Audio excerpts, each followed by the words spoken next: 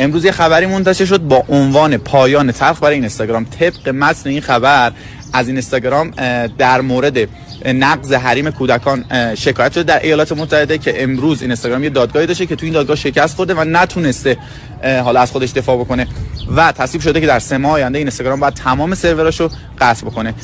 پایان تلخی برای اینستاگرام داریم. واقعا خبر خیلی بدی بود و اینستاگرام قراره در 3 ماه آینده بسته بشه. لطفاً خبر فیک تو سوشال میدیا پخش نکن. این کارا به دردت نمیخوره.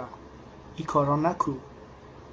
ببین تو تیک تاک 1 ساله که میگن تیک تاک بسته میشه، تیک تاک اینطور میشه، تیک تاک اونطور میشه، اما تا الان هیچ چیزی نشده که. پس به حرفای الکی هیچ موقع باور نکنین. این همش فیک.